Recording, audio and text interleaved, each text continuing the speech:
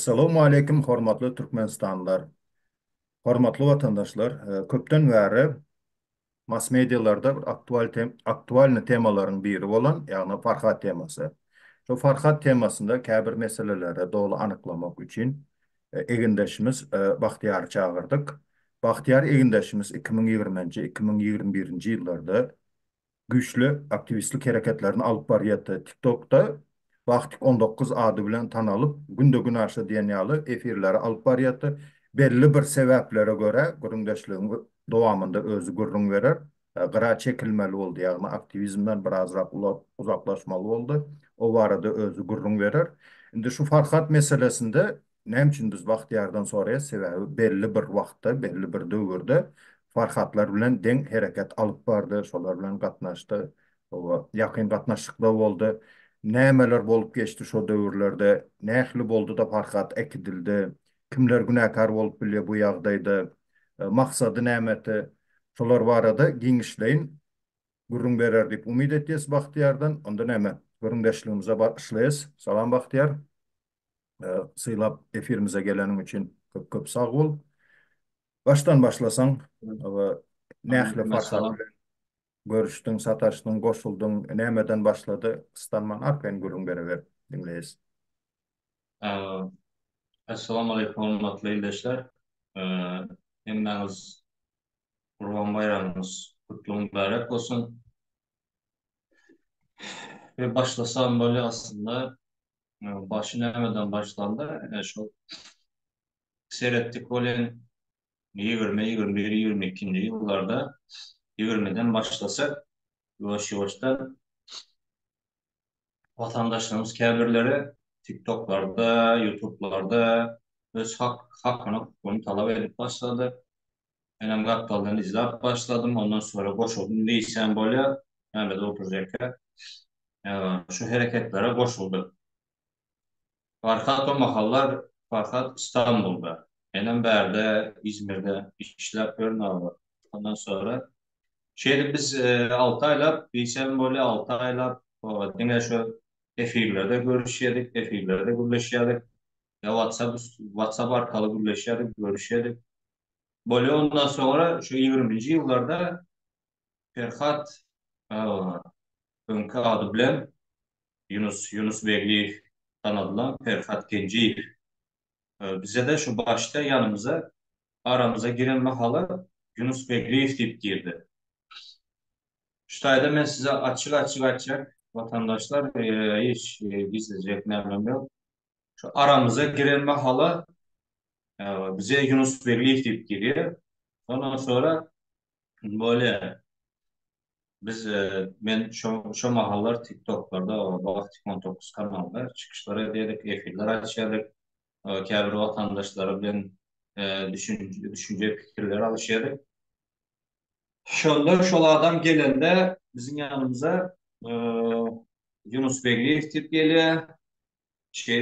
Tanışıyoruz, telefon arkalı tanışıyoruz. Cemiyetine sen tanıyan diye böyle. Bizim aramıza gelip hem Farhad'ı çekti hem yanına beni çekti. Yine bir iki tane aktivistler çekti. Şu mahallar aramıza girdi olin. Şu taydan eğer yalanlar başladı da yani biz düşünmedik başta. Düşünmen bilmem o var. Bu bize Farhad'a, Meylan, Beyleki aktivistlere de siz bir topar göredim. Bir topar bol olduydı. Şu topar mahalı topar bolanda bize aytiyan geplere şu mahalı. Size sponsor olacak dedi. Aylık olacak dedi. Siz sadece şunu yalvarı çıkışlar TikTok'larda, YouTube'larda çıkış etseniz böyle nasip olsa aramızda girende şu mahallar aytiyan ben deydi. Şu hükümet tarafından deydi. Türkmenistan'dan deydi. Türkmenistan'dan kaçıp kaydan adam deydi. Yanımda da 2-3 milyon dolar deydi. Yanımızda yine 2-3 kişi adam var deydi. Şonyalı girdi. Bilsem böyle hükümet tarafından 19. yıldan çıkıp kaydan adam değilim. Ben deydi Bizi deydi şu mahal hükümet deydi basacak oldu, öldürecek oldu deydi. Şunun için üç adam bulup çıkıp kayıttık deydi, kaçıp kayıttık deydi. Başta İran'a geçtik dedi. İran'dan sonra Rusya'da geçtik. Rusya'dan sonra Türkiye'ye geçtik dedi. Şehir bizim aramıza girdi. Ne etmeli? Şimdi şu vakitler şu tayda yem yalanlar başladı. Arkada meylem yanına çekip size sponsor olacak diye. Bu bizim e, yine inandığım değilsen böyle. İnandık. Başta bir yıl yaldıysan böyle bir 8 ay 9 ay görüşüyoruz. Öldüğüne telefon arkalı, WhatsApp arkalı, o TikTok'lardan efir açıyorduk. Farhat ben kanalıma geldi. Ben Farhat'ın kanalına barayadık. Şeydik, Türkmenistan hükümetinden. O tankıtlar çıkışlar etiyorduk. Biliyor olsanız vatandaşlar. Aradan diyelim 20. yılda koşulup geldi bu adam. 21. yıl geldi. Bu veren vaadaları yok. Bize sponsor olacaktı. Aylık tölecekti. Hiçbirisine meydan yok bu adam. Böyle 21. yılda şeyde 22. yıla yok 21. yıla geç 21. yılda var. Ben nemeye barayadım. İstanbul'a barayadım. Şu mahallar eğer bilen olsanız muallim Rozmurat muallim vardı. Rozmurat muallim öyle barayadık. Hem nesi hem memzenin şu tayda toplanıyorduk. Bir gün, iki gün, üç gün şu tayda bulup abratlı iş yerime kaydayadım. Ondan sonra şimdi yal vakt öyle 22. yıla geçeli 22. yıldan ben hazır aydayım. Kaysay toş niyatıma düşen ya akşam bir noyabr şon altı şot öğreklerde bana bu Farhat bilen neme can etti. Yunus can etti. Davay sroçnu diye yine kakrasine şu mahallar je bilen olsanız kâr vatandaşlarımız video rolik uğradık Farha'da ne mesele boyunca Ceneva mesele boyunca Sanksa mesele boyunca eğer bilen olsanız sonda bir neçe adamlar diyelim vatandaşların kârleri şonyalı rolikler uğradıktı. Şol rolikleri eğer bilen olsanız Farhat alıp şol Ferhat Gence'yi koyuyor ya da Yunus Beyliği diyen şahsa bunların asıl meselesi yine şu taydan asıl meselesi ne mi diysen böyle sebep ne hem düşündüğünde bunların bu Ferhat Gencik diyen adam yöreti hükümet tarafından koy verilen. Yani biz kim te farkat tutulayança hiç kim şunun kim tarafından ne için koy verilen hiç kim bilen olsun. Bizi te sonuna çeli yok mu Yunus Beyli farkat tutup gidenler sonra yok men Yunus Beyli deyip adını veren berpiyor edi. Şonda şu mesele bilen şu mesele boyunca sanse mesele boyunca kâr vatandaşlar farklı eğer bilen olsanız video rolik çekin bize uğradım. Biz video rolikleri alıp gerekli yerlere koyuyoruz diyende şu tayda şu meselede duralım diyeceğim böyle ne için diyende bunların asıl amacı kim çıkış etti, kim giriye kim koşuluyor aktivistçılığa, kim hareket etti şunları bilen bile şu tayda öğrenme eken. Ondan sonra böyle beni işten çıkardılar. Gel yok man gelmezsen bolonur. Yine Sanks'a gidip varayız, Ceneva gidip varayız. Beni yürüte işten çıkarıp aldılar. Ben şu İzmir'den İstanbul'a geldim. Hemmemizi bir ara topladı. Diysem böyle şu mahal ne şu tayda şu Ferhat Genceyev tarafından planları vardı. Ben vardım, Farhat vardı, yine bir iki tane bir aktivistler vardı. Şol hemmemizi bir ara toplap Türkmenistan'a, men fikrimçe Türkmenistan'a koy vermek çekeni. Yöne men şu nemeden vardım, İzmir'den İstanbul'a vardım.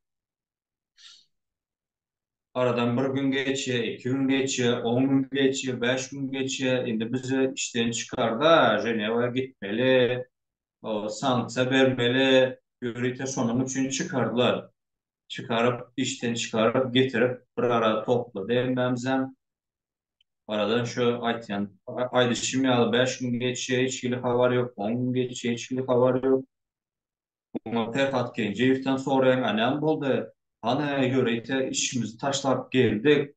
Şu mahallerin doğru doğru görün inandık da şu oladığına. Bu taktika ne yöreye, kimler bilen yöreye, biz o zatlara yani düşünüyoruz. Yok farklı adam düşünen yok, benim düşünem yok. Sotayda bir 2 ay yağlı sakladı. Ben deyse böyle yeni ehliyiz, bir yıl gidiyiz. 2 ay içeri inandık. Evet. Her seferinde yine advokat cemiyeti, duran advokat o cemiyeti özleri, öz arasında gürleşiyor, gepleşiyor. E, Türkçe gürleşiyor da şu mahallar. Ay son oturdum öyle seyretken 20. yıl geçti, 21 geçti, 22'ye geçtik. Bu aslında bu adam gelende ne deyip geldi? Bize sponsor olacak, aylık tölecek, o kömek edecek, nasip olsa Türkmenistan'a gideriz deyip şeyler bizi öyle 2022. yıl açıyla sakladı. Öyle şu tayda yan 2 ay biz 30 çok kvartiranın içinde, çok kvartiranın içinde oturan mahalle bizi başka planları vardı. Koyu planları bulurum. Türkmenistan'a koyuyorum. Yöne ne bilemi yok da ne olsa da şu tayda planlar 3 kere değişen böyle. Böyle dedim seyrettim şu yan kaydı şimdi ala 20, 21, 22. yıl içinde sponsor olacak adam, kömek edecek adam ne var. Biz şu şeyde sakla oturuyor aldı sakla oturuyor. Ben dedim iş tapayım da gideyim Allah. Yani iş tapıp gideyim dedim ana şol bahana bilen şu tayda oturuyor var adam var benim var. Yine beylek nemelerim var, aktivistlerim var, onların hatta oturmayın da. Ama şu mahal biraz bir analiz ettim dana şunyalı sorular verdim. Eğer dedim şu sen aynı şunyalı Ceneva'ya gitmeli olsa sen avukatla gürleşen olsan şu soruları verip başladım şu Ferhat Genci'yi. Eğer yadına düşen olsa Ferhat Genci'yi sen Hökman suratta şu videonu görürsün yani. Sonda yadına düşen olsa ben şu mahallar senden soradım. Eğer avukatın bağır olsa dedim. Son gepleştir, gürleştir. Gürleşeli, gepleşeli değilse ne mi dedim? Bor diyor, gürleştirecek, gepleştirecek deyip şey edip devam ettim. Ama bir sefer böyle sıktım. Ondan sonra elimde ben dedim dokumentim var dedim. Bu ne mi? Bozkurtluk dokument. Şu bozkurtluğumu bir göreli değilsem başta ne mi deyip ettim. Maşinde kaldı dedim. Böyle maşin, problema değil maşin şu tayda 5 metrelik yerde çıkıp alıp getirip böyle zattıysan bu lazım ben şuna çıkıp parayan dedim. Gelişin getirip görkezecek dedim. Böyle gittin geldin aradan bir gün geçti gittin geldim sonunda da ya, gittin geldin bir göreldiyse ne mi diye bu sefer diye yine ben cihim oyunda kaldı diye yattın çıktı dedi. Onam geçtik baba. Hem sallat başladı. Allah başladı yani. Gor dediğin ana şu mahalle eğer bilen olsanız Farfad'ın e, elinde men dokumentim vardıydı. Yadınıza düşüyor mu? Dokument vardıydı. Bozkurtluk men bozkurtluk aldım dedi. Farfad'ın elinde ne şu madeçeli ne pasportu vardı. Ne Zagran pasportu vardı. Ne de bozkurtluk vardı. Ne de başka bir namesi vardı. Bahtiyar Ahmet ağa, Asil Bahtiyar ağa, bozgunluktur belki. Bozgunluk. Bozkun. Ama Ava, Bozkunluk benim yanlış ava. var. Bozkunluk kartım var diye ayette. Eğer bilen olsanız ekranlara şu YouTube kanalda aydıp geçti Bozkunluk kartım var diye. Ondan sonra sistem kaydı var dedi. Ahmet abi büyük sizin videonuz gördüm onu. sistem, işçili sistem kaydam yoktu, bunun pasportam yoktu, bozkunluğum yoktu, elinde hiçbir dokument yoktu. Ben özüm şayet hoşuma olasam şu taýda ýa-ni şonun alda oturanda ýa-ni düşündüm. Düşündüm, bildim, göz yetirdim. Farhadam şol aldawlara özü şaýat bolup, şumada çeli Farhadyň etýän efirlere, çıkaryan videoları hemmesi Farhad arkalı däl. Farhadyň özüniň aýtýan gürrümlere däl vatandaşlar. Hemmesi ne şu Ferhat Genciýewiň etýän hereketleri, gürrümleri Ferhat Genciýew ine şol videosyny ýaly çıkmaly şu gün ertesi ýaly gürrüm bermeli diýse bütün şu Ferhat Genciýewiň yalanları bilen Farhad şol yalanları özü şaýat boldy.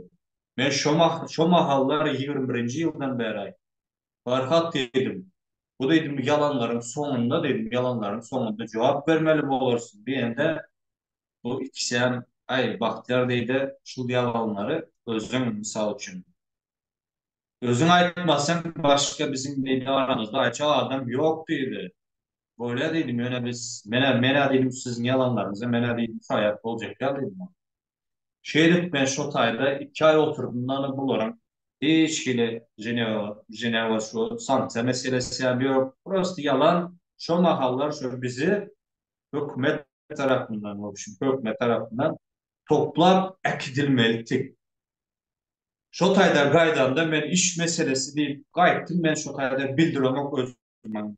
Aýdyp bilemok men siziň etýäniňiz yalan, men bu yalanlara goşuljak geldi diýip aýdyp bilemokdan näme etmeli, men bu sefer bir başka bir tür yol bilen gaýtmaly şu taýda. Şu iş Bahçera, menen bir meselesi goşup geçeýin şu taýda. Başlan gördüm gepinizi. Şu taýda bir goşup geçeýin. Siziň aýdan sözleriňizi belli bir derejede struktura goýup, bir gysgaçyrak tassyklamak üçin goşup geçeýin. Siziň aýdan wakalaryňyz eýem şol Farhat bilen menem Farhat bilen tanışyp belli bir 2 ay Farhat bilen gatnaşyp saklandy ölme düşýärdi. Başlan şu taýda gepinizi gördüm. Salam ezildeşler.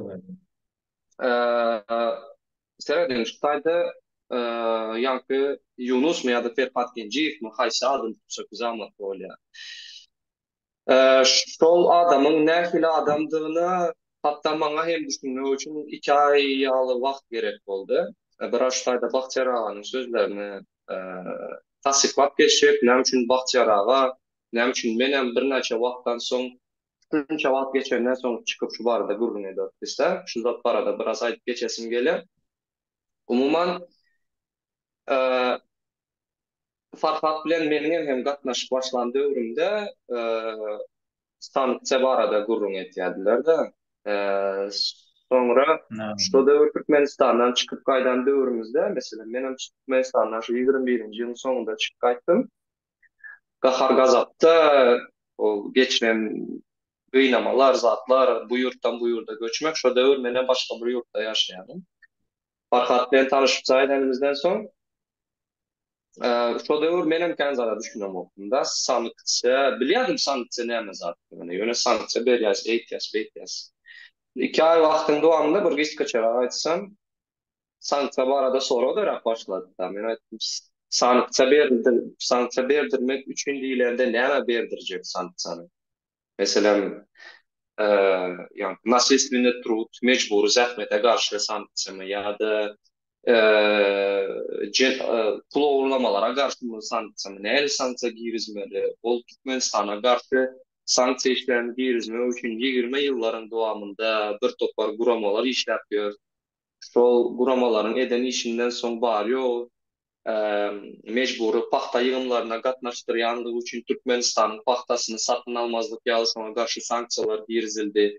Üstesine de Türkmenistan Halkara Cenayet Sudynyň ýanky nämelerini, kanunlaryny we düzgünlerini dol ikrar eden o Rimski statuda gol çeken o diýilen soralar öze çykyp başlady. Sen şu döwür meni ýa öwrenip başladym. Näme diýip halkara kanunçylyk näme, soň insan hak goraýjylar näme gürrüň etýär şu barada. Adwokatlar, juristler näme gürrüň etýär. Şeýde goşmaça soralar dörep başlady. ve Farhat bilen Yunus diýip aýdy berer şol adama. Şeýle soraglary jogap beripler. Şol soraglary berip başlandan soň bu soraglар olara amatly bolmady. Bu aralykda üstesine de maňa da haýwat atyp başladylar. Olar barada videonun sonunda jogap beren, gurun beren o haýwatlar barada ýoşça ýanyndan aýrylmaly boldy. Eee, Umuman şol aldawy, şo taýdaky Yunusun aldawy egerde meselem türkmenin, bizim hemmemizin hak hukuk taraftan, halkara kanunçuluk tarafından bilmemizin azlığı, şu barada hissat düşünmeyenliğimiz, Türkmenistan baradaky maglumatlar açık çeşmelerde yok, hükümet tarafından berilen o daş, yani açık çeşmelerden hem şu barada maglumat almak kıyın, bar maglumatlarım sağda dilde yazılmadı, Türkmen halkının şu dokumentler öğrenmene de vakti yok. Şu da nämediğine düşünmekle de vakti yok. Şu yani adamların neyle grubu estilse de soğatsızlığından, şu taraftan bilimsizliğinden peydalanıp aldadılar diysek bu da. Elbette bu bizim aydanımız, elbette bu bizim aydanımız belki de bir Rus dilindeydi. Şiyalı отговорка bolmagy mümkin. Mesela maňa da aýtmaňyzlar mümkin. Reýin berdi, sen bir ýokary bilimli oglan, näme üçin sen ynandың, zat etdiň diýmeňiz mümkin. Elbetde men ýokary bilimli adam bolsam men hak hukuk ugrundan mesela bilim alan adamdan, mesela men himiýadan spesialist da, tahkik ugrlardan, tebbi ugrlardan spesialist. Üstesine de Türkmenistanyň çäginde ýaşamaklyk bilen hak hukuk baradaky bilim näme derejede alen. Şol mektepde diňe bir konstitusiýanyň belli bir bölümleri 8-nji klassda okudylýandyr. Umuman aydylanda da ona hemmekin bilip duran okuştaydı. Ve Bahçıyar Ağa'nın özünün nämesine gaýdyp gele, so arasında men bölerim Bahçıyar Ağa'nın şu taýda aýtýan geplerini wagt boýunça sinkronizasiýa etmek üçin ve näme sebäpden şu maglumatlary bir näçe wagt geçenden soň aýtýandygymyzy düşündirmek üçin özümün goşandym. Goşup geçmek sebäbi bu taýda bir näçe meseleler var. Ilki bilen howpsuzlyk meselesi, bir ikinciden düşünşmezlik meselesi, üçüncüden gynansak da şunça ýyl geçenden soň bolan wakalary analiz edip belli bir derejede netije çykardyk. Elbetde bu netijeler ýalňyş bolmagy mümkin. Ýöne belli bir derejede dogry bolmagy mümkin. Şoň üçin biraz efir ullakanrak bolar. Soňra şel diňärsiňiz diýip umyt etdim. Wagt ýara başla. Doğru ettin reyin berdi. Yatlap koyardın mene şu makallar. Yani şu maddi adıma düştü. Emmemiz şu bir yere toplanmazsa yine kakras şu makallar bilyen olsan sana farka can etiyedi. Reyin verdi. Hokmanı surattı. Sen gelmesen bolonu neme aldım.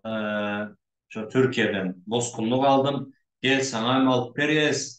Elinde hiçbir bozkunluk, vapşe dokument taraftan hiçbir näme yok da.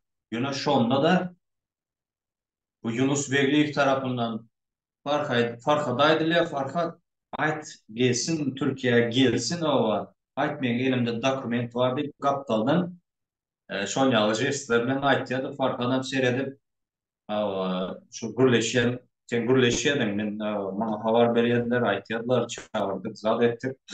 Şu mahallar seni nastayet edip näme etmeli reyin berdine şu nereden bolsa da şu Türkiye getirtirmeli. Türkiye getirtirip başta şu farklarda bizim Şona goşup geçeýin, ýatlatdyňyz. Men o döwür başga bir döwletde ýaşaýardym. Nämesine gizleýin-de, Gruziýada ýaşaýardym da şo döwür. Gürjistanda ýaşaýardym. Näme Gruziýanyň bir iri ýağ kompaniýalarynda laboratoriýada işledim. Hil we muktar analiz boýunça kimik bolup. Şu taýda işlän döwrümde Farhat bilen tanışmama gawat geldi wagty bilen. Tanışanymdan soň biraz şu taýda interesrak moment bar, belki de köpüňize interesli bolmagy mümkin, köpüňize interesli däl bolmagy mümkin. Gatnaşyk saklap başlanymyzda Farhat Davay benim YouTube kanalımda çıkıp başımdan geçirenler aydıp verildi de yurdun içinde. Son, şodur Gafar Gazap'ta yiyoruz emosyonel stres, nervida da hükümete вообще yanık dururuz da yurdun içinden zordan kaçmana başlattı. Çıktık. Son Farhada efirinde gurrungan berdik. Son şol interview esasında Türkmen Helsinki Fond özünün saytında da press release tayarlaptır. Nıkaşın kağıt tutulan adam özünün başından geçirenlerden aydıp verdi deyip son. Has men bilen ısınışıp başladı Farhat. Hem de bu Yunus diyen adam bilen tanıştırı uğradı beni. Bir aydan sonra. Yunus diyen adam şeylerak bir ideologiya sürjek bolýardy da, menin kellämime şeýle bir ideologiýany sokjak bolýardy. Nälerak terminologiýa bilen düşündürsem bolýar da onu şovinizm, tribalizm diýseňem bolýar, millet parazlygam diýseň bolýar da, şonçalyrak bir ideýalar kelle sokjak bolýar da. Ay biz eee falança bir Buhara hanlygynyň bir zatlarynyň tohumundan diýýärdi, garaz Türkmenistanyň başına diňe ýanky şol dänewlilermi, şolaryň tohumundan gelen adamlar hökümete baş tutan bolmaly, o bu bolmaly diýip Yunus keller meni Farhadyň kellesi belki ýuwandyr, ýa meniň kellem ýujak bolup başlady da, şonky gurulmalardan soň bir topar ýanky faktorlar, ýalanlardan soň aradan gaçmaly boldum men, aýrylmaly boldum. Şo döwürler o barada belki aýratyn bir başga bir video rolik çekmedim men wagtym bolanda. Ýöne Bahçar aganyň aýdanmyşlary goşup geçesim gele. Gruziýada ýaşaýan Farhat maňa screenshot uratýar WhatsApp'tan. Men o screenshotlarly boýmagyny görkezmem bilýän. Screenshot gelýär, screenshot SMS-in screenshoty Türkmenistandan +993 nomeri bilen SMS Yunusa uradylýar. Yunus ýanky nomeriň soňky 2 sany sifrynyň üstüne öçürýärden aşakdan ýazýar, näme bilen. SMS nomeriň üstüne boýaýar. Şu ýerde ýazyklar. 2-3 kere uğrattı SMS'e. Şu SMS'de şeýle diýip ýazylýar. Doğan näme Reýinbergde we ýanyndaky çykyş etýänler ay wagtynda nämeden ýaşaýan ýurdundan Türkiýe gaýdyp gelsin garaz Türkmenistanyň hökümeti Gruziýa bilen ýakynda neft gaz ulgamy boýunça şertnama balanşak. Ondan soň Türkmenistanyň hökümeti Gruziýa hökümetine syýasy uğurda hereket edip alyp barýan dissidentleri da, şol aktivistleri bize uğrat diýip gizlin şertnama balanşar. Şoň üçin gaýt otaýy bizapasly däl, şoň üçin Türkiýe gaýdyp gelsin diýip her zat edip meselem meni Türkiýe getirjek bolýar. Ta gorkuzy çok ýany. Elbetde gorkuda sense köp meselem Murat Düşemow ýatyr türmede, Korhanov ýatyr. Men şo döwür komissiyanyň eline tutulyp zordan bara uzay basılmadım da men. Basılmadım, çıkıp kaçmak bana başardı. Elbette korkýandan soň statistika seret uğradı. Mesela men uğradığımda insan hakları boyunca kanunların berjay ediliş derecesi boyunca ya da halkara demokratik institutlaryň ya da hökümete bağlı bolmadyk guramaların bolmaklygy ya da bolmazlygy demokratiya indeksi ýaly sanlara üns berip başlarında boş gururlar. Umman seretýän Gürcistan Türkiye'den bir näçe esse ýokarda demokratiya boýunça 90-njy ýer, içinde halkara insan hak goraýjy guramalaryň filiallary hem işläp dur, Birleşen Milletler Guramasynyň bozgullar hakyndaky ýokary komissariýaty hem işläp dur. Türkiýede ol özüniň funksiýasyny dogry ýerine ýetiren noktaras. Soň şeýle bir hili gorkuly, pogundyrjy SMS-ler uratýardy. Ay garaz diýe meniň garyndaşym näme? Meniň garyndaşym prezident aparatynda işleýär diýip bolar bolmasa gurullar aýtýar da şo döwür. Bir tarapdan üns berýän we bir topar şonkiýaly bir interesli zatlar uratýar. Sen aýtýan newjeli şunça uğradan zatlary, şunça aýtýan zatlar ählisinde yalan bolmaly. Belki de doğrudur bu hemme aýtýan zatlar bu derejede aýtýan zatlar yalan däl, üstesine de Türkmenistan'ın içinden şeyle bir ekskluziv videoroliklar, malumatlar alýardy. Hatta Ruslan Mehdiýew şoň malumatlar kanal bilen okda. Azatlyk radiosu da alyp bilen okda şoň malumatlar. Alýan bolsa da belki de çap etmeýär, howpsuzlyk nämesi bu boýunça, nukta nazar boýunça. Aslında seneler her zat yalan ekenler şonu. Şonun yalanlığına düşünmek için biraz vakit gerek oldu mesela benim için. Hem de ne diysem şu kara şeydi Türkiye getirtecek olyadı da. Aslında seyretsen son aslında seyretsen hakikaten Farkad'ın elinde hiç resmi nama yok. Yani. Farkad'ın elinde resmi nama yok. Bir ikinciden näme onun elinde bir dokument vardır. Öňem gören olmagyňyz mümkin. Şo dokumentde şeýle diýip ýazylýar ingliz dilinde Ben de var mı? International Human Rights Coalition bir zat diýip bir bar. Şo ýa-ni merke näme halkara insan hakları boýunça koalisiýa tarapyndan ýörekde jurnalist freelancer diýip berilen bir dokument var. Aslında o dokumentin şu jurnalistik bir dokumenti var. Men şu dokumenta seyretdim. Şu dokument okandan soň men etken ol bozgunluk däl diýip jogap berýän. Soň garas buların aldagynyň üstüne açýanlygyny bilenden soň maňa da soň haýwat atyp başladylar da. Hususan da noýabr aýynyň 22-sinden soň. Häzir noýabr aýynyň 20-sine çelip geçýänçek Bahçara aganyň amaýdyk bermez zatlar başla men dowam eder. Şonda şu ayda şimyalı Reimberg'ine ama seni nem etmeli bir şekilde ayda şimyalı her türlü SMS'ler koyuveriydi sana. Senin için yürüyüp nem etmeli. Romanı şu Türkiye'ye getirtirmeli. Otaydan Farhad ya da Farhad Camet o gelsin Otay folklu olma mümkün Türkiye'ye gelsin ait şuna yine şu näme her türlü bir aldığı yol bilen näme etmeli getirtirmeli. Ait ona dokument aldım men elimde dokument var, kimliğim var, bozgunluk var. Şey edip şol olanı şu Türkiye'ye getirtirmeli. Ya şu zatları men özüm şayet oldumlar. Hakikaten on son farkat akademiden sonra hem mezada oturup yeke analiz edip o seride oturup hiç doğru gelen nokta. Ondan başarı yanımıza da gelende hem mezatlar üçünü edecek, size aylık tölecek, sponsor olacak. O zatlara mı yok? Şu mahallar helen govu Reimberg'de gaytladı. Benim şoların yanında, bir tür şoların yanında gaydan mahalı işe deyip gaydanda. Şonda da şu asılıp dur da Yunus Begleyev. Ne asılıp dur? Ay gitmeli deldim diye nesip olsa eğertir diyeyim. 2 ay geçti aradan. 2 ay geçti. Yine advokat haber verdi bize eğertirde bir gün gideceğiz. Ay şonda da şu ayda simgeliydi. Yani yalanlarını görüp hem mezattan eyyam geçtim de yalan. Çoğu yalanlara özüm şayat oldum Farhadam.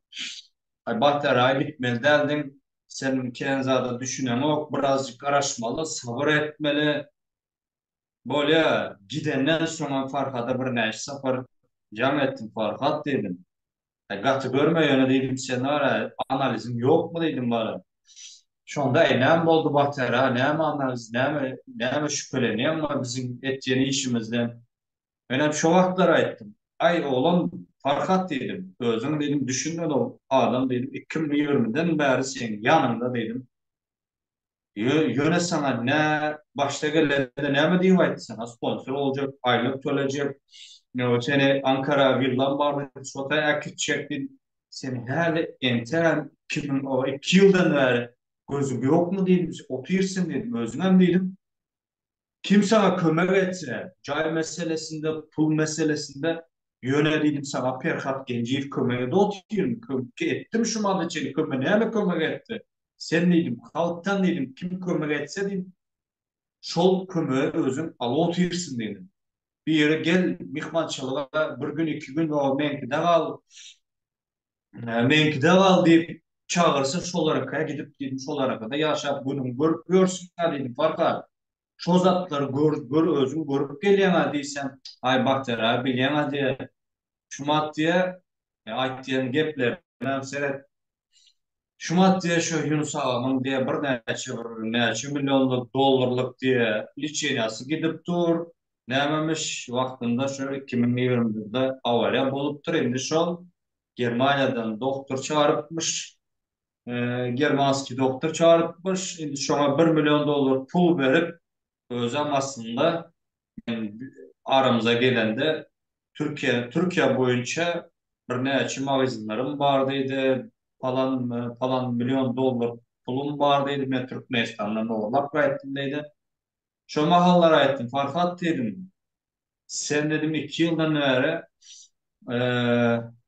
bir görsem birinin öýünde, bir görsem benim öýümde, bir görsem onun öýünde eklenip görsün. Şu adam sana dedim, "Nurel dedim, öz dedim sana. Böyle meni boş ver, mene işlep tapayan men o zatlar dedim. Sen dedim, şol adam seni eklenç edip bilen ok mu dedim, şu zatlara bir gözünü aç, deysem yok dedi. Bahtara sen bu işlerden birazcık düşünmeyin dedim. Doğrulay dedim. Onam bir gezekte ne sapar ettim, iki sapar ettim, üç sapar ettim. Böyle şotaydan ben kayıttım. Ondan sonra dine telefonda gürleşiyorduk. Yalnızca 2022'nin sonunda doğru 2022'nin sonunda oktyabr, noyabr ayları hem disivan böyle. Hälem jaň etdi. Baktara her sapar jaňa dendiden ertiye gidip barýas. Birim gidip barýas. Mene hem yalanlarını bilýän uzu bilýän dana. Böyle ona gidecek mahalam benim çağırın benim ova gidecek diye çeyrip oynatıyorum da uzu. Çoğu biliyordum yalanlarını. Son şol ne etiydi Ferhat Genciyev. Ferhat Genciyev ne etmeliydi? Farhadı yanından ayırmalı da otamıştı. Ferhat Genciyev ne emediyse ne haber verse Farhat çıkarıyordu. Yadımızda bolsa 2000 neçenci yılda 2022'de ötken ya da 23. yılda o näme yer titreme boldu. Bilýän olsaňyz. 2023'te ötken doğru değil mi? Doğru. Yanlışmasam o yanvar ayları. 6. fevral. Şonda fevral o. Doğru. Şonda prosto da endi halkın gözünün öňünde Farhady bir tarapdan Farhady beýik tutmak üçin indi şu taýda seredin vatandaşlar soraw emele gelip dur. Farhadyň arkasy bilen, başta Farhadyň arkasy bilen o men arkam bilen TikTok'larda çykyş etdirdik. YouTube'larda çykyş etdirdik. Hökümete karşı, rejime, diktatör rejimine karşı. Ýöne biz suzady bilemiz o. Ýöreýte Farhad bilen başta men bilen, men arkam bilen Farhadyň arkasy bilen beýleki aktivistleriň arkasy bilen koşulacak halkın eğer bilen olsanızlar Roma sen bilensin şu sanksiya barada yan aydıp geçiptik sanksiya barada video rolik çekmeli deyip Farhat şu mahallar menem bartın menem o video rolik çekmeli deyip bir neçe näme TikTok'larda nämelerde YouTube'larda paylaştı.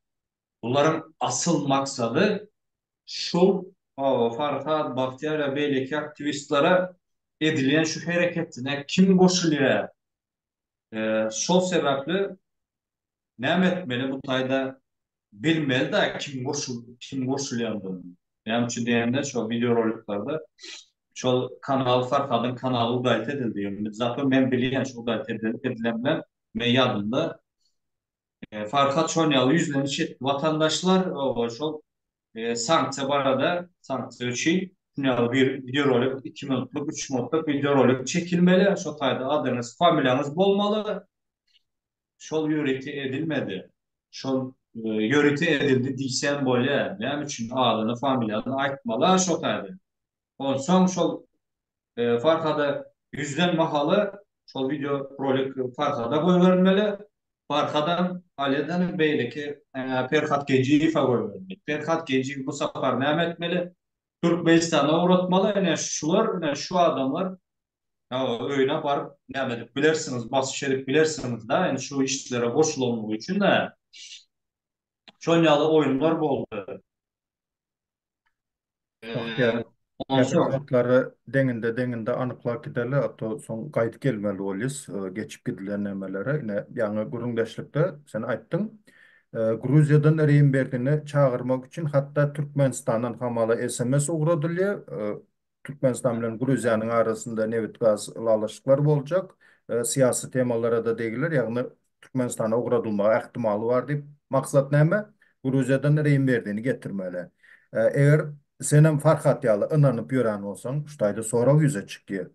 Türkmenistana ýeke Farhadyň ýeke özü ugradylman, Farhadyň gapdalynda Bahtiyar hem de Reýinberdi hem birlikde ugradylmak ähtimaly barmydy? Siziň nukdaý nazaryňyzda, ýagny siziň görüşiňizde bolup bilermidi şoň ýaly situasiýa? O derece çağırmagyna göre nähili düşünýär? Это риторический вопрос. Это риторический вопрос, атамада. Я риторик soraw bolupdyr da. Yaponiýa yok. Indi ot seret adam napример birden pul sorasa karnı aç o seni aç ölü otur şu pul beray aç çıkılyan yana bir zat da indi şu derecede çağırmağına göre значит aňyrsynda bir neme bardır diyen человеческий analiz yüze çıkıp bilýär. Prosto tak misal üçün gel hareket ederli diýse şol döwür. Şo döwür alanda 2020-2021 Türkiýanyň özünde de ekrana çıkıp pikirini korkman, çekinmen aýdyp bilýän adam takam yeterlikdi. Emma Gruziýadan adam çağırılmagyna göre diýmek aňyrsynda gizli planlar bolan diýen men şoňa netije gelýän. Mümkin alalaşarsyňyz, mümkin ýok. Owa ondan başga ýene bir soragym bar Bahtiyar. Ene şuňaly halkdan kän nemetdiýende Farhat temasynda kän soraglar gelýär. Pikirler iki bölünýär. Her adamyň öz pikiri. Men nemetmeýän ýok. Sen meniň pikirim bilen alaş. Başga inanmazat. Mende ýok o prinsip. Pikirler iki bölünýär. Ene Farhady rusçalap aýdanda padabral. Ýagny Farhat kyn ýagdaýda wagtda Yunus şonu öýüne aldy. Yunus şoňa eýetçilik etdi, adam etdi. Yunusyň üstü bilen şol kagby adam boldy. Eger inanmasaň, seredim. Delilim getirýärler. Eger inanmasaň Farhat Meymankuliýewiň Yunusyň ýanyna barmazdan öňkü videolaryny gör, Farhadyň nemesini, telosложение ýagdaýyny hem de Yunus bilen çykyş edip Yunusyň ýanynda bolup, ýagny tutulmagyna birazrak wagt galanda bir 3-4 ay öňkü videolaryny gör. Tapawut yer bilen asman ýaly, ýagny Yunus bakty, Yunus şonu nemetdi diýen teoriýalar bar, ýagny şeýle pikir aýtýarlar. Her adamyň öz pikiri. Owa. Indi näme de bolsa Bahtiyar içinde ýören. Indi şuňal gönüden gönü sorak. Şol ýagdaýda Yunus Farhatdan peýdalandymy ýa-da Farhat Yunusdan peýdalandymy? Ýagny nähili proseduralar bolup geçdi. Şo barada bir giňişleýin görüň berseň. Berde indi aýdyp geçsek Farhat mümkin şu başta aýdanda sponsor olacak, size aylık tölecek diýende Farhat şu mahallar indi düşünýärler. Mümkin belki ben peýdalanarym diýip pikir etdi. Ýöne tersine boldy. Aýtam Yunus bu Farhady peýdalandy diýsen bolýar. Hökümet tarapyndan goýulýar. Ýöne hiç kime bildirmeden, hiç kime bilmeden aramızda misal üçün surada düşýärdik. Şol suratlar, videolar bolsun, suratlar bolsun, momentalny, допустим, Yunusyň telefonunda düşürilen olsa, momentalny şol goýberlenden sonra какой-то bir sekundda, 5 sekund, 10 sekundda reski şonýaly funksiýa bar. Misal üçün udalyp etjek bolsaň, şonu siljek bolsaň, senden şunu näme sorap çıkıyor. Dege senden mudalit etmeli mi ya onda da mudalit etmeli mi diye. Şon ýaly funksiýa çykýady. Momental näme görke etişmanka ya mudalit et ya da benim suratlarım, benim videolarım hiç bir yerde çıkmasın. Sonuçta benim adım hiç yerde azalmasın diye çok mudalit edilirdi. Yani berde Farhat hiçkili ýagdaýda ya ulandım ya peýdalandım Yunus arkaly. Onu azat yok. Gaýtan Yunus Farhat'a ulandı. Başta menem ulandı. Açık açık açacak da endi şol başta 20, 20, 21, 22 ýaşyldy. Ben paylaşım ýaly 22-de gaýtdym. Şoňa çelle ulandı diýsem bolýar. Hemmemiz ulandı. Şoň ýaly bir adam yok Farhat hiçbir peyda şol Yunus tarafından hiçbir peyda görülmedi diýsem bolýar. Atamurat. Atamrada şutaýda bir zat aýdyp geçeň da. Eee, Prosta bir näme diýsem, eee, şo döwürlerde umumam ýanky protest hereketi mövj aldy 1 ýyl, 2 ýyl ýalda, 20-nji ýyl, 22-nji ýyl döwretlerinde. Şo döwür bir zady boynumyza almalyda. Aktivistlerin köpüsi tecrübesizdi. Häzir köpüsinde tecrübe bar, köpüsi näme-nämedigine indi düşünüp başlady da, onam o tecrübenen bir topar ýalňyşlyklaryň üstü bilen gazanyldy, bir topar ýetkilerin üstü bilen gazanyldy. Şo döwür hereket etýän adamlaryň aglawa bölegi, hususan men, eee, ýani emosional duýgularyňa esaslanıp hereket etýär. So, nämäniňem, Ferhat Genjiýewiň hem ütkeşki şol adamyň emosional duýgularyna basyş etmek bilen, şol emosional duýgu parif, şo parifde adam urup durýardy da. Adam bilişimizde adam emosiýa, ýani özüniň beýnisini öçürse, emosional näme duýgulary aşyp duran wagtynda içinde biraz intellekte kellesi ötýär da, şo bir topar ýalňyşlyklar goýup bilýär da, şondan peýdalanyldy diýip men pikir etdenler. Şoňkalyrak etdi diýjek bolýanlar. Men häzir gowy düşündirip bilem okşony. Üstesine de Bahçıyar Ağa'da aýtsak da, Bahçıyar Ağa özü bir prostoy Bonavatda ýaşaýjy.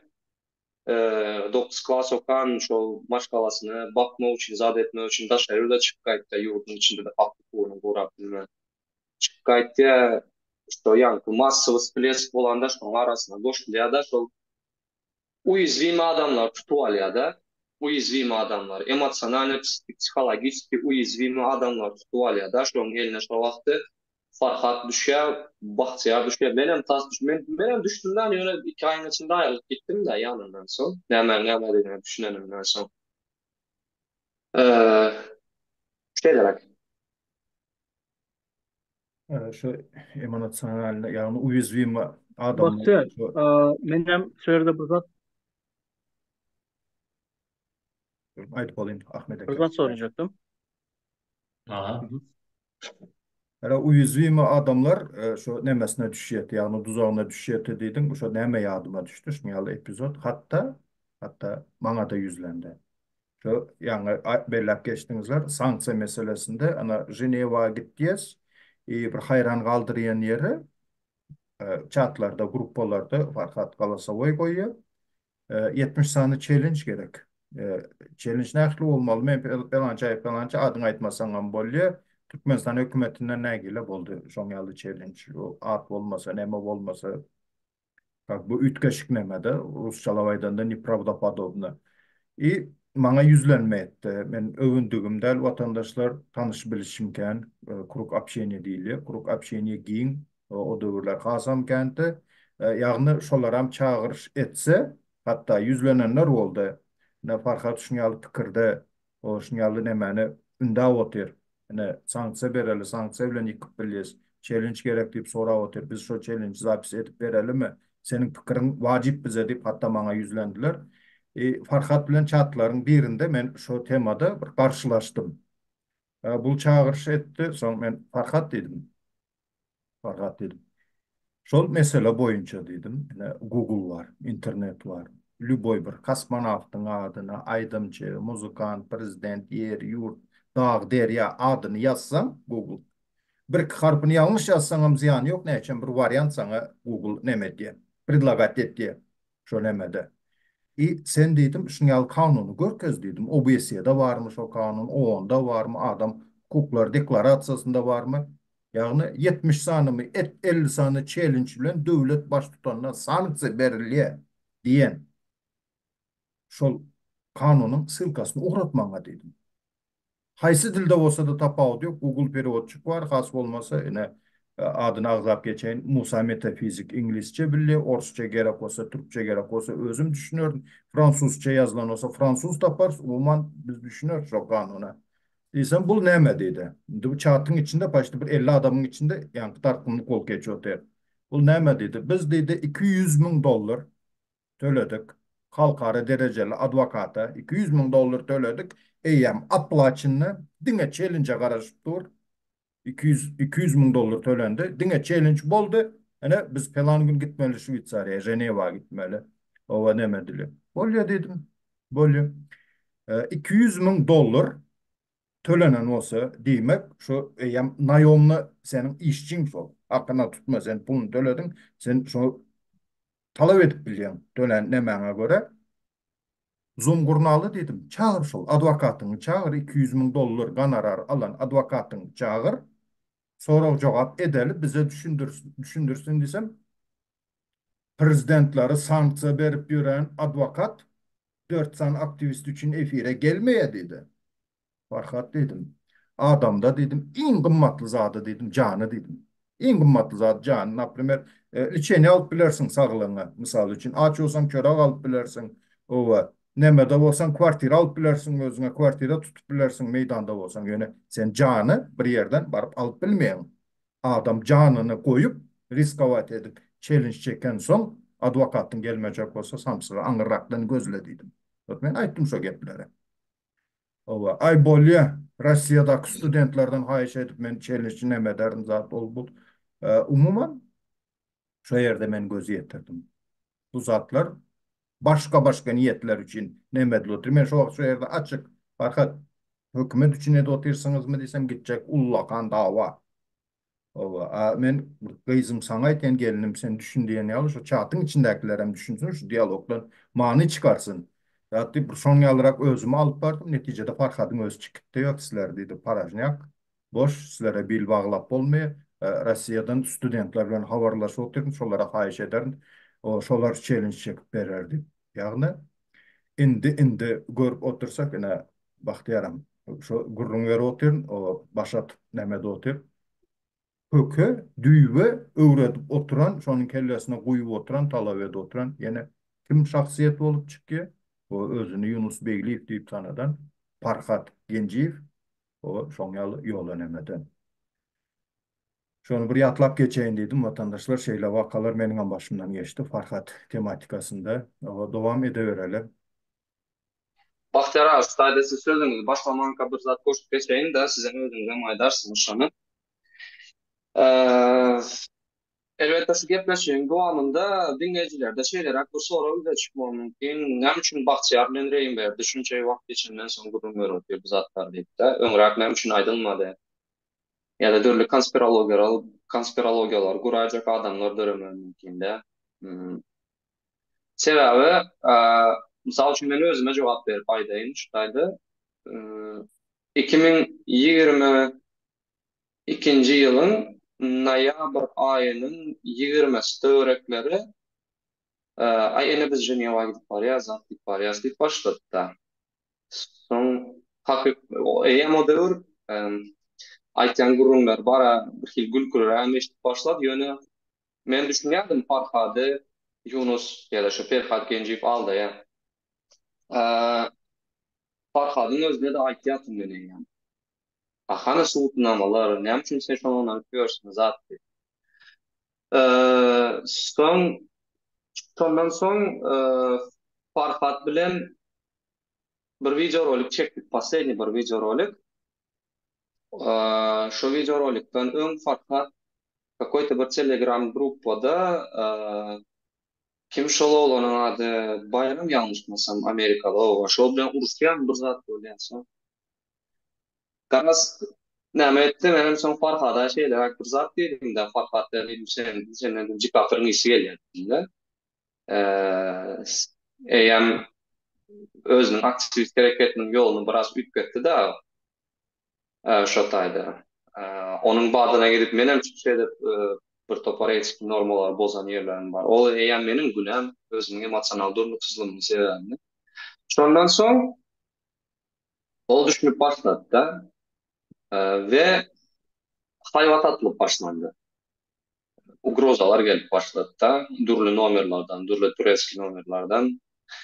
Ay Reýnberdi, biz bilýär sen ýerde ýaşaýan garaz, näme gatşýarsyň? Seni tapmarsmı diýip pikir etýärsiň, zat diýip şo nomer screenshotlaryň, şo SMS-larym, zatlarym bar da. Elbetde gorkulu ýagdaý boldy. Elbetde gorkulu ýagdaý boldy. Men şondan soň bir topar adwokatmy ýuristlara şöyle gidip bir topar pul törep konsultasiýa da alyp berdim-de, aslında bolýan zatlar näme. Şol özümüzün howpsuzlygymyzy üçin etmekli bir tarapdan hökümetin sana awandyrýan howpy bar da. Sebäbi men meselem Türkmenistandan çıkıp Orsiýada gitdim, Orsiýetden başga ýurtlar geçip biraz näme gelip ýa-ni bir bizapaslyrak ýurda geldim da sebäbi pasportyň soragan bolup barýar gorkýan. Eger elinde pasportyň bolmasa, как говорится, Orslaryň bir nakyly bar da. Biz bumажки ты какашка diýär da. Sen elinde hiç dokument bolmasa sen hiçkin. Sen iyi hareket edip bilemok da. Türkmenistan hökümeten ozady bilýär. Wagt üstesine de sen hökümet tarapyndan awanýan howp bar sana bir. İkinciden hem gapdandan da bir düşünüpsiz adamlar sana howp awandyryp bu. Soň biraz şu zatla yalanlaryň iştaşyp başlady. 2 ay, 3 ay biraz emosional durnukluğa eýe boldyk, biraz özümize gelip başladym, uspakoýit etdim, zat etdim. Oturup soň analiz etdim de. Soň hakykatdan hem prosta bir göze görünüp duran zat da özüňe sökýän de Reýnberdi, nädip sen şu derejede samsyp akmak ekeniň, näme üçin sen şu etýän hereketlerden netije çykaryp bilmedin diýdim. Sonra berýän de öz-özüne. Hakykatdan şo taýda Yunusyň alyp barýan işi prosta seni Farhady ve Farhad bilen ýakyndan gatnaşan adamlary toplap belli bir derejede jenaýat diýmän men onda konfliktli situasiýalara itekleýär. Sebäp näme? Mesela Farhad şol etýän işini aýdaly Gruziýada ýa-da Ermenistanda ýa-da Malaziýada başga bir ýurtlarda da alyp barýan bolsa, meselem elbetde oňa belli bir derejede isat bolmaz. Ýöne anlarsına seyretsek, şu Türkmenistan hökümeti bilen Türkiýanyň arasında hem Russiýa Federasiýasynyň arasında belli bir şertnamalar bar. Şu şertnamalaryň içine de separatizme garşy görüşmek diýen bir şertnama bar eken. Separatizm. Separatizm soň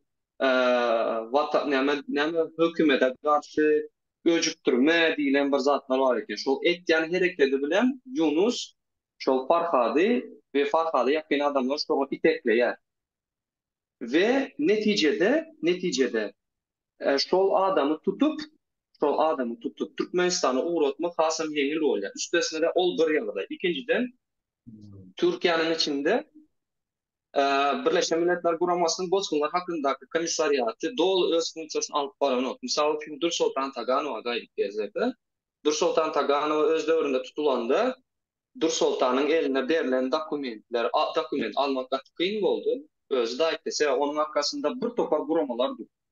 Bir näçe guramalar gol çekdirip, aýratyn adatdan daşary bozgunlar komissariýatyna ýüz tutup ona dokument almaklyk başardy. Ýöne bir zat bar da, egerde bir adam belli bir derejede ýaşaýan ýurdunyň içindäki belli bir jenaýata baş goşsa, şonu adamlar goramajak bolýar. Ol ikinji ýagdaý.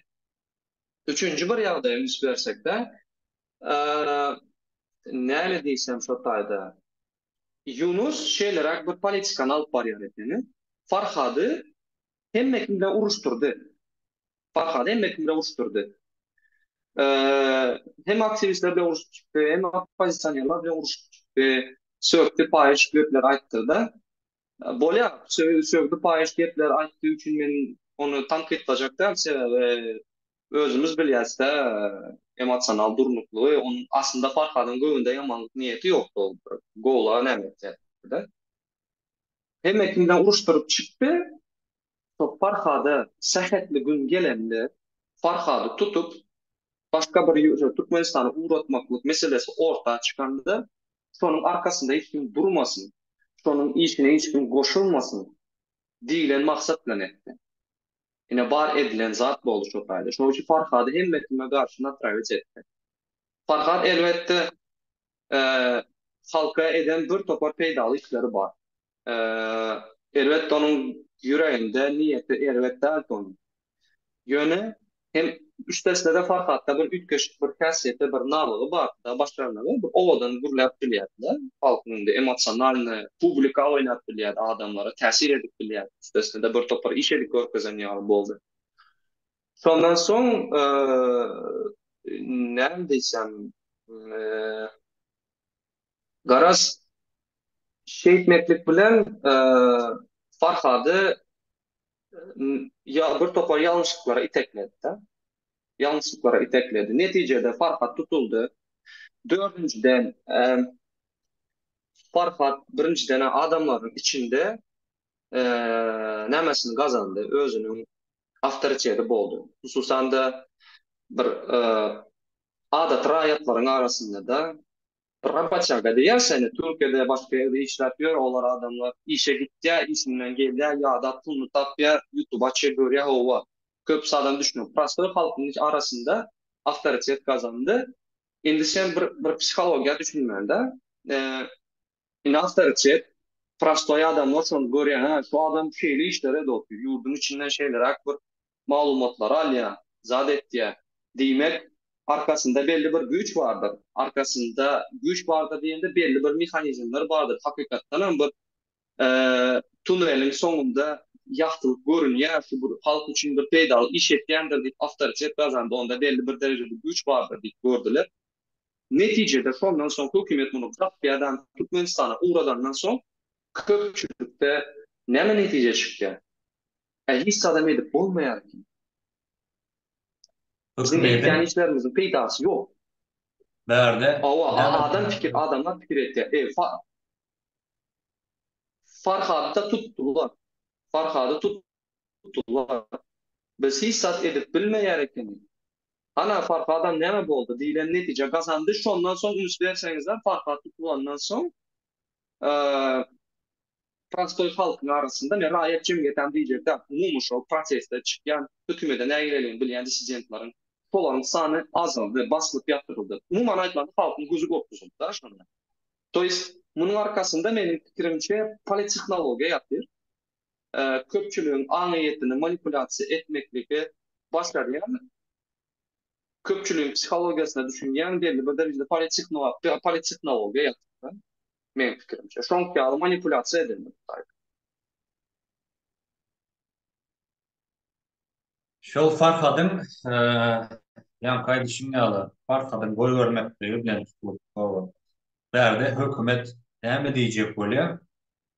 Mysal üçin eger siz diye şu işlere goşulsaňyz görýäňizdermi? Farhad diye daýny kak avtoritetni bir söwünüp paýyş sözler bilen çykyş etýän adam biz näme etdik? Biz diye Türkden alyp gitdik şol adamy. Eger de indik saparda kim şu işlere goşuljak bolsa adamyzdan çykarmaň, size şunun düşen günüňize düşersiňiz diýmeklik bilen şol hökümet tarapyndan şu zatlar edildi diýsen bolýar. Has dogrusu da, doğru däme? Meniňe düşünjem şol ýaly. Doğru.